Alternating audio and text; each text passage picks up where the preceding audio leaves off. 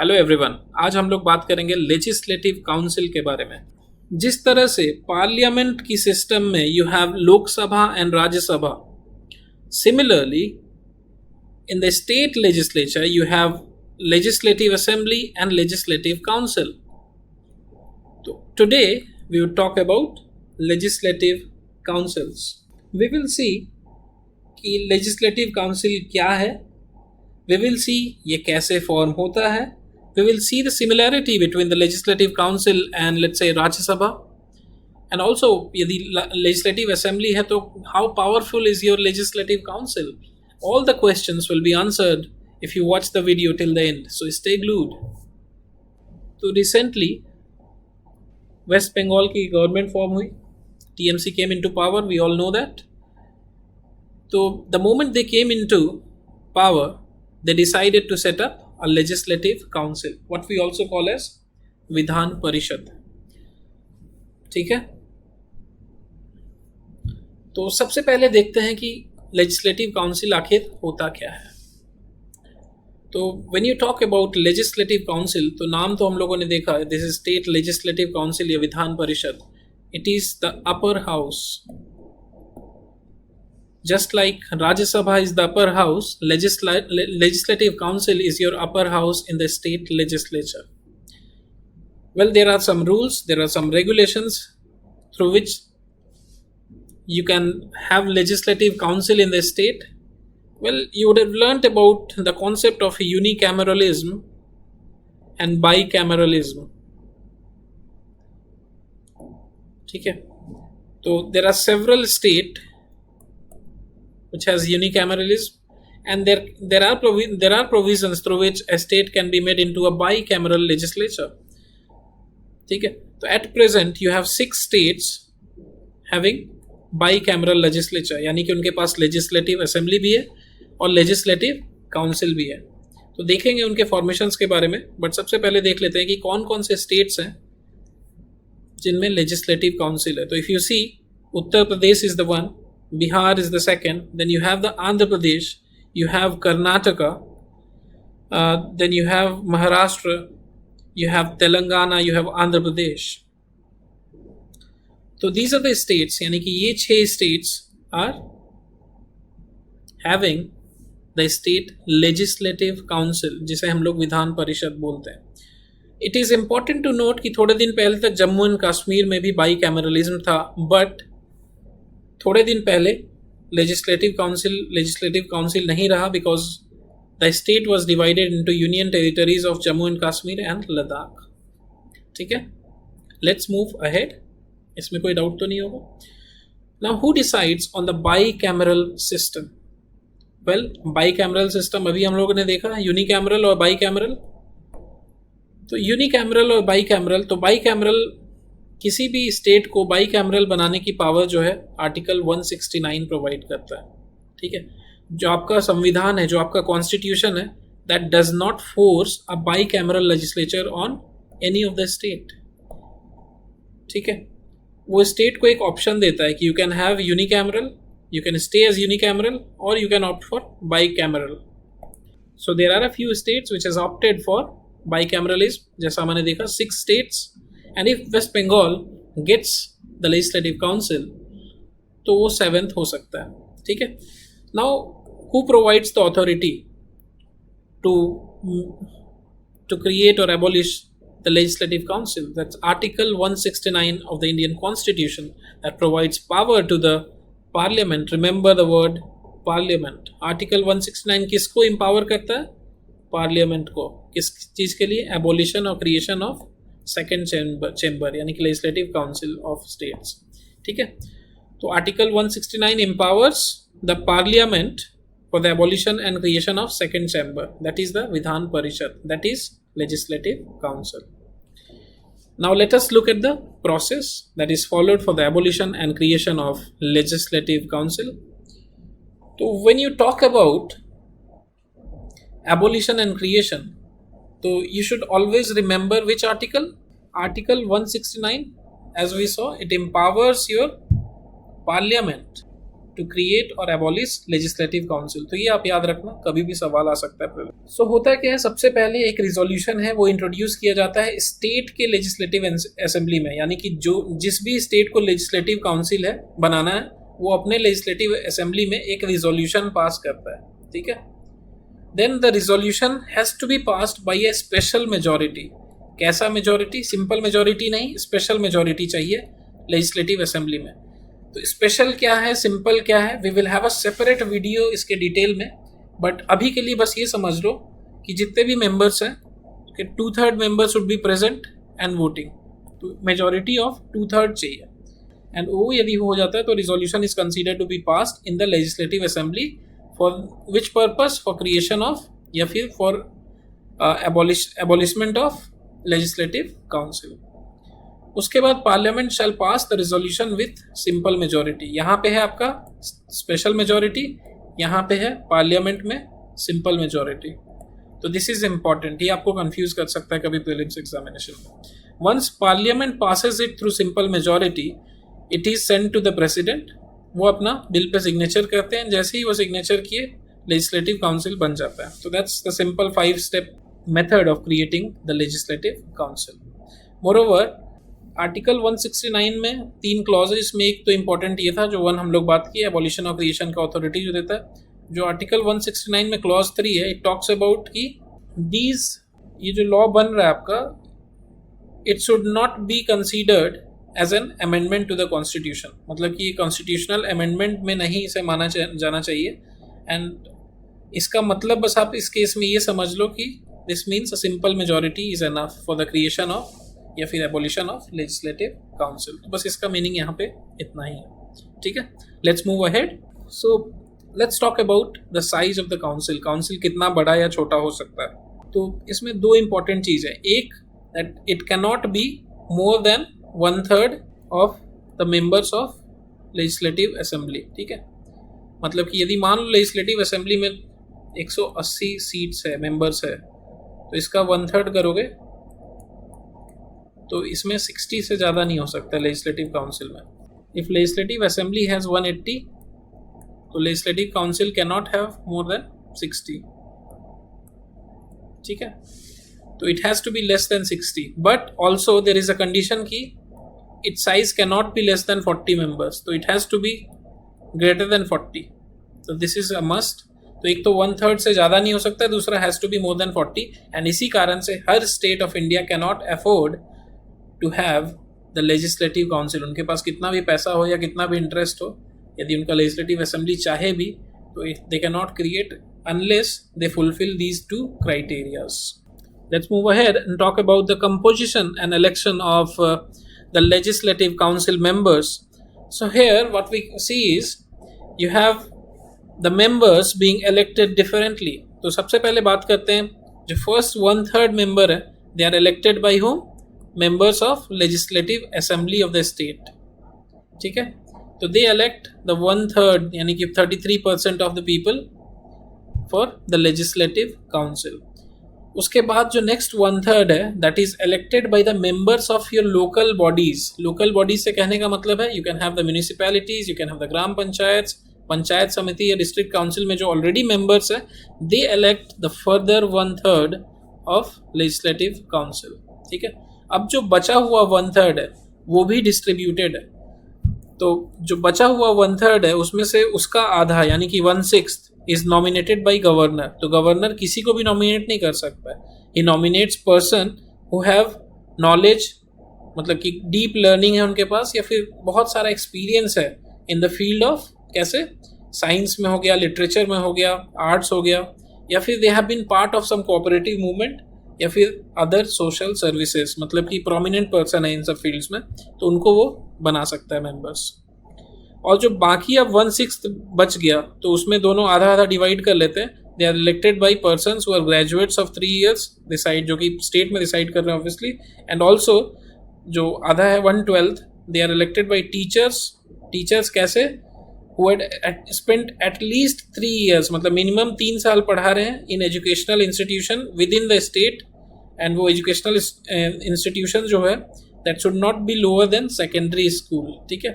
तो secondary school से ऊपर and that includes college and universities. तो वैसे लोग जो कि 3 साल वहाँ पढ़ा चुके हैं, they elect these 1/12 of the members. ठीक है, तो मतलब 3 साल का यहाँ क्राइटेरिया याद रखिएगा। यहाँ पे 3 साल की जगह 6 साल लिख के कंफ्यूज कर सकता है, and they can get you wrong in the examination. तो that is how the composition varies.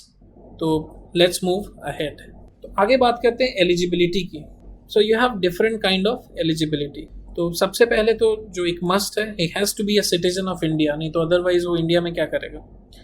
He has to be 30 years of as और एबव, मतलब he should not be less than 30 years। Moreover he has to fulfil all the qualification. यदि कोई भी law बनाया parliament में, तो he has to fulfil all other qualification that are needed. ठीक है, एंड ये जो प्रोविज़न है वो आर्टिकल 173 एम्पावर करता है पार्लियामेंट को कि ऐसा कोई भी लॉ बना सकता है जिससे वो क्वालिफिकेशन के लिए मांग सकता है लेजिस्लेटिव काउंसिल के members. Moreover they should not hold any office of profit. ठीक है, मतलब कोई भी एक्स्ट्रा बेनिफिट नहीं उठाए। Office of profit basically state बहुत सारे केसेस में जैसे कि देर आर सर्टेन ऑफिसेज जिसको कि उन लोग एग्जेम्प्ट कर देते हैं ऑफिस ऑफ प्रॉफिट कंसीडर होने से। ठीक है, तो इम्पॉर्टेंट बात यह है कि they should not hold any office of profit. अब कौन ऑफिस ऑफ प्रॉफिट में आएगा या नहीं आएगा, that's beyond our scope for the moment.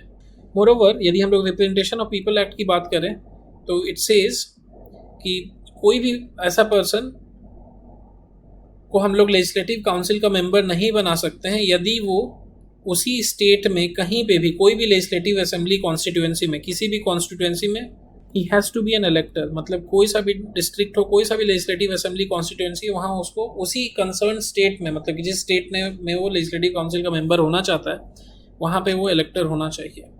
Let's move further. Let's talk about the duration and tenure of the legislative council. तो सबसे important बात यह है कि ये आपका it is not subject to dissolution. मतलब ये आपका जो है परमानेंट बॉडी है।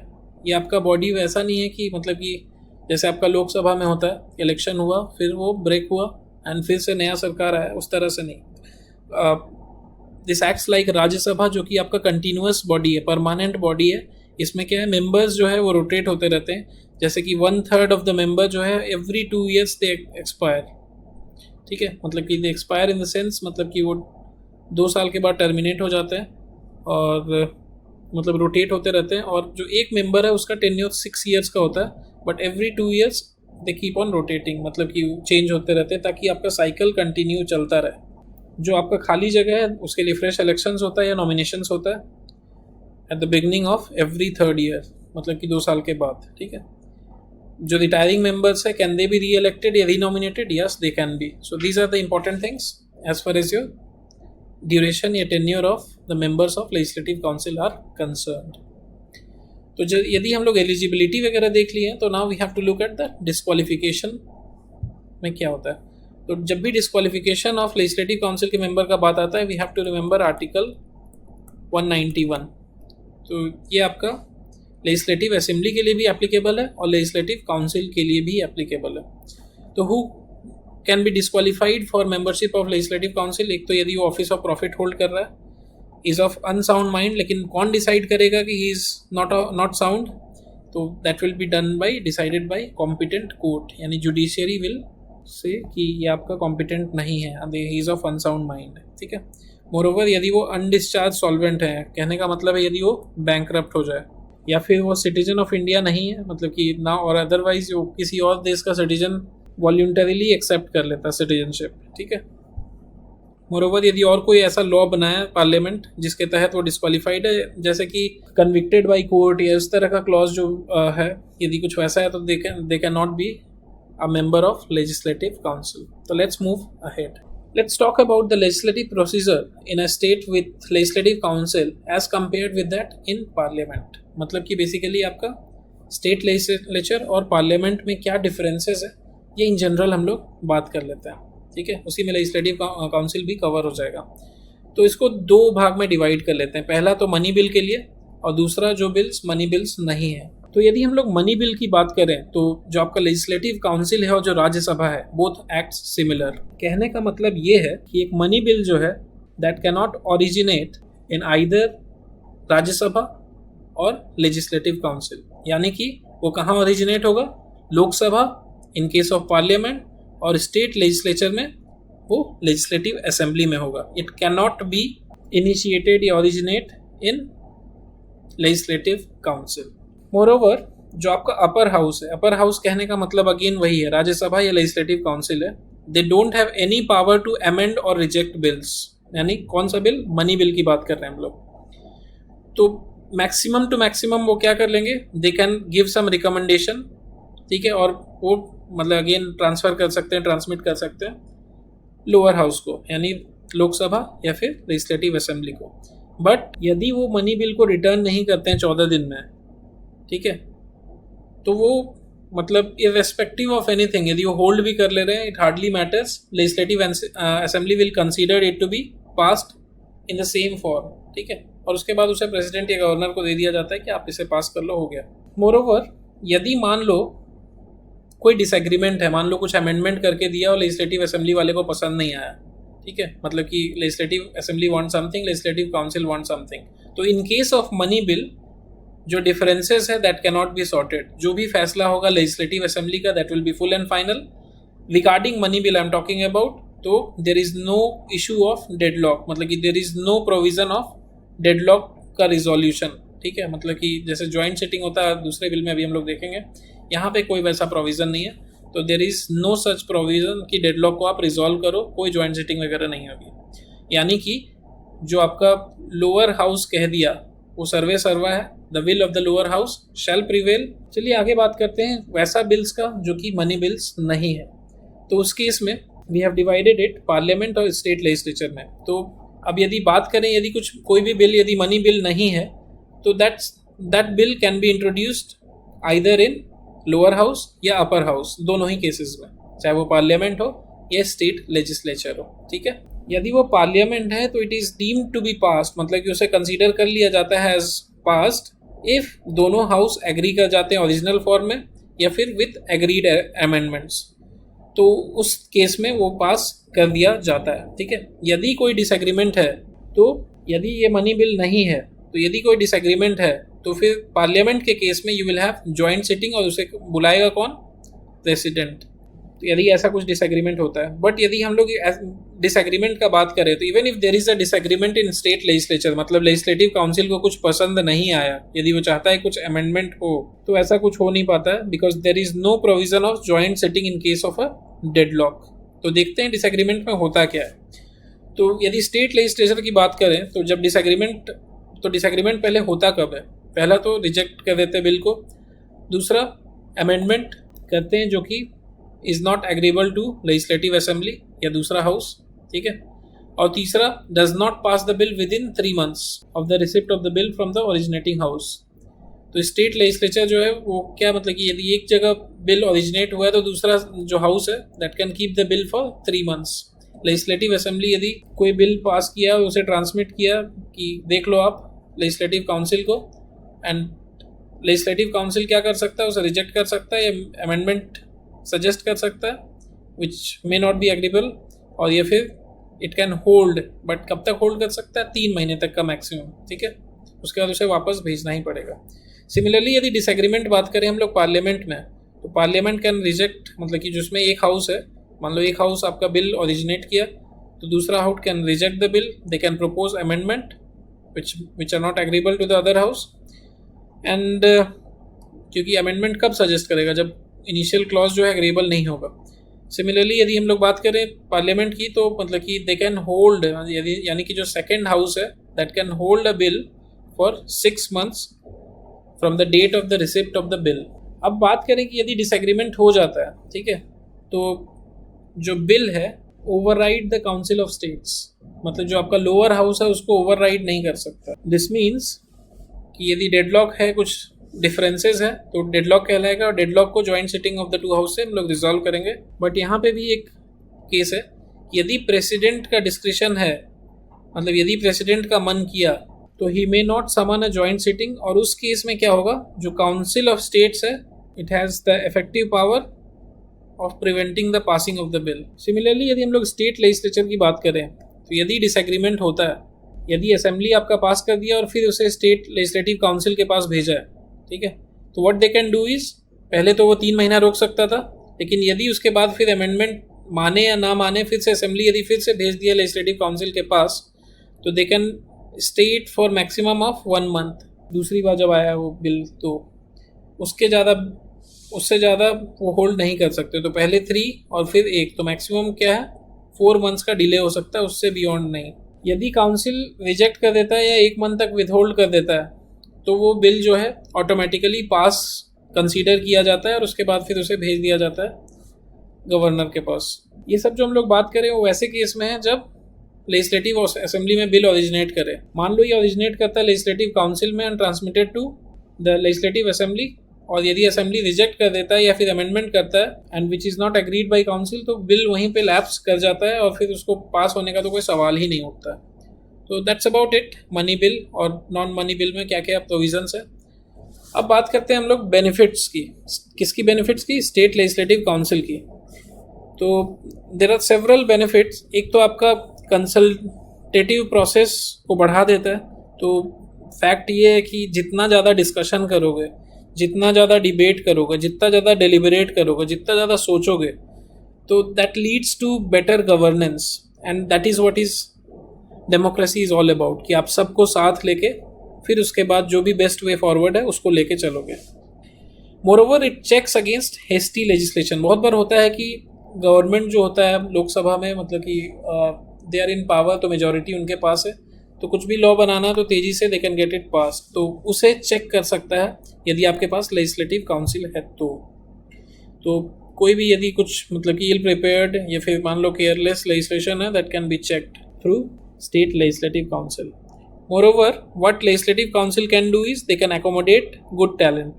बहुत सारे लोग हैं जिनके पास नॉलेज तो है but they either don't want to take the pain कि लेजिस्लेटिव असेंबली में अपना खड़ा हो इलेक्शन में। तो उनके लिए क्या प्रोविज़न है कि हम लोग उसे नॉमिनेट कर सकते हैं due to their special knowledge या फिर expertise in their subject, and जिससे कि हम लोग का बिल और बेटर प्रिपेयर हो सकता है। That can be beneficial for the society in general. Moreover it reduces the burden किनका? लेजिस्लेटिव असेंबली का, क्योंकि वो शेयर कर रहे हैं वर्क को। तो लेजिस्लेटिव असेंबली के पास ऐसे ही बहुत सारे काम है, तो if they can do some part of it तो वर्क थोड़ा शेयर हो जाता है and that reduces the workload of legislative assembly. Moreover legislative assembly council यदि है तो that is more representative, because उसी स्टेट के लोग का इन्वॉल्वमेंट को और इंक्रीज कर देता है। तो मतलब कि जो भी इश्यूज हैं दैट कैन बी रिजॉल्व, तो it is more representative. Moreover what legislative council does is it prevents autocracy of the major political party which rules the state. तो लेजिस्लेटिव काउंसिल के आने से ये बेनिफिट है कि वो तानाशाह नहीं चलेगा, because they will also put their thoughts forward and accordingly they can balance the autocracy. They can देखो टोटल मतलब कि प्रैक्टिकली देखा जाए तो they are not that powerful, but they can raise their voice and accordingly things can improve. So just like advantages, legislative council also has some disadvantages, or you can say there are a lot of criticism. तो criticism क्या क्या है? सबसे पहले तो they lack tooth, तो मतलब कि they don't have enough power, तो obviously they are not acting as an effective check, तो because of their limited power।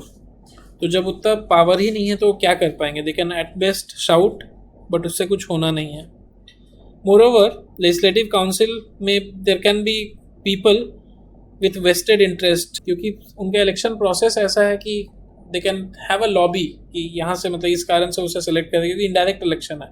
तो what it does is they can delay important legislation. Moreover legislative councils are also criticised in the sense that कि कहा जाता है कि जैसे लोग जो इलेक्ट नहीं हो रहे, मान लो इलेक्शन में हार गए, जो लेजिस्लेटिव असेंबली का इलेक्शन है उसमें हार गए, तो ये बैकडोर एंट्री की तरह काम करता है कि चलो वहाँ नहीं जीते तो let's get into the parliament, sorry not parliament, state legislature, मतलब लेजिस्लेटिव काउंसिल के थ्रू, मतलब लोअर हाउस में नहीं हो पाया तो अपर हाउस में बैठा दिया उसे। एक और इसका जो मेजर क्रिटिसिज्म है कि ये बहुत एक्सपेंसिव इंस्टीट्यूशन है, कि इसको चलाने के लिए, इसको ऑपरेट करने के लिए सालों साल बहुत करोड़ रुपए खर्च हो जाते हैं। तो it acts as a financial burden to the state exchequer, तो अननेसेसरी का बर्डन लगता है। तो ये एक मेजर क्रिटिसिज्म है, डिसएडवांटेज है लेजिस्लेटिव काउंसिल का, क्योंकि उतना पावरफुल नहीं है। तो क्या नीड है क्या नहीं है, तो दैट इज़ ऑब्वियसली डिबेटेबल। तो इस कारण से ये क्रिटिसाइज किया जाता है लेजिस्लेटिव काउंसिल को। यदि लेजिस्लेटिव काउंसिल है तो is there any need of legislative council, तो हम लोग उसे भी चेक करते हैं एंड उसके बाद हम लोग इसे कंक्लूड कर देंगे, ठीक है। तो सबसे पहले तो देखा जाए तो जो मेथड ऑफ इलेक्शन है वो डिफरेंट इंटरेस्ट ग्रुप को दिखाता है, जिस कारण से वो एक कोहेसिव यूनिट की तरह वर्क नहीं कर पाता legislative council, and that is what it makes it pretty weak. Moreover यदि हम लोग देखें तो एग्जिस्टेंस ऑफ लेजिस्लेटिव काउंसिल, तो लेजिस्लेटिव काउंसिल कैसे क्रिएट होता है। सबसे पहले आपका लेजिस्लेटिव, जो हम लोग शुरुआत के स्लाइड्स में देखे थे, लेजिस्लेटिव असेंबली जो है आपका रिजोल्यूशन लाता है, तो that means the existence of legislative council is dependent on legislative assembly. If legislative council is dependent on legislative assembly for its own existence, तो फिर obviously that means it is subordinate to legislative assembly। ऐसा थोड़ी है कि legislative council legislative assembly को बनाता है। Legislative assembly is the one which creates legislative council, तो obviously it acts as a subordinate to legislative assembly, ठीक है। Moreover, the council of ministers are responsible only to the assembly and not to the legislative council, तो इसलिए इसका जब value ही नहीं है तो क्या फ़ायदा। उसके बाद यदि देखें तो legislative council can not amend a money bill, money bill को तो वो छेड़ ही नहीं सकता। यदि उसको पसंद नहीं भी है तो they can not do much, बस वो देखते हैं एंड वो पास हो जाता है। यदि लेजिस्लेटिव असेंबली का मन है तो मनी बिल विल बी पास। और यदि ऑर्डिनरी लेजिस्लेशन की भी यदि बात करें तो it has got a place which is subordinate to the legislative assembly, क्योंकि वो क्या मैक्सिमम जो है 120 डेज डिले कर सकते हैं, मतलब 3 मंथ्स इनिशियली, फिर उसके बाद कुछ सलाह दिए लेकिन वो भी असेंबली माना ना माना, फिर से वो लेजिस्लेटिव काउंसिल को पहुंचाया। तो इवन इफ फाइनल फॉर्म भी लेजिस्लेटिव काउंसिल को नहीं पसंद है तो मैक्सिमम फिर 1 मंथ डिले कर सकते हैं। जब वो उनके पास आया तो maximum to maximum they can hold it for 4 months, nothing more nothing beyond. उसके बाद वो पास होना ही है, तो they lack to there as well. और यदि ये सब बातें तो तब थी जब लेजिस्लेटिव असेंबली में बिल ओरिजिनेट करे। यदि लेजिस्लेटिव काउंसिल में कोई बिल ओरिजिनेट करता है तो legislative assembly can outrightly reject the bill, they can say कि हमें ये चाहिए ही नहीं, क्योंकि इसमें ये सब अमेंडमेंट होना चाहिए, और अकॉर्डिंगली मतलब कि they don't pass it, simple. Moreover यदि कोई डेडलॉक हो गया, कोई डिफरेंस हो गया, तो अनलाइक पार्लियामेंट में जो होता है, लेजिस्लेटिव काउंसिल जो स्टेट का है वहाँ पे डेडलॉक को रिजॉल्व करने के लिए कोई जॉइंट सिटिंग नहीं हो पाता, तो that is where again legislative council falls weak. तो देखा जाए तो it lacks teeth, it lacks power, तो you can say that it is weak and toothless. Before concluding we can simply say that यदि इससे कुछ फ़ायदा लेना है तो it has to be made more representative, और otherwise you can say it needs more power. यदि आप उसे कोई और अथॉरिटी नहीं दोगे तो इट बिकम्स वेरी डिफ़िकल्ट कि वो कुछ क्वालिटी को इम्प्रूव कर पाएगा, लेजिस्लेटिव क्वालिटी इम्प्रूव कर पाएगा। So before we conclude we can simply say as we saw it is weak and toothless. Moreover it can, यदि इसे कुछ भी इम्पोर्टेंट बनाना है, मतलब यदि इसे थोड़ा भी पावर दोगे, यदि इसे मोर रिप्रेजेंटेटिव बनाओगे तो there can be more deliberation, and most importantly it needs more power. जब तक इसे और अथॉरिटी नहीं मिलेगी, you can they can not really help in improving the quality of legislation. So these are the points which should be noted.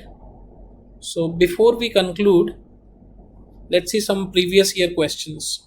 Critically examine the role played by state legislative councils in Indian democracy. Rajya Sabha is considered as a second house of parliament, while legislative councils are actually secondary houses in the state polity. We have discussed all that. So in that case, examine the need of a national policy on having upper houses in all state legislature. तो ये सारे points हम लोग discuss कर चुके हैं। तो if you wish, you can write answers on them and send it to us, and accordingly we will evaluate and send the feedback. So thanks a lot. Stay tuned for more such videos.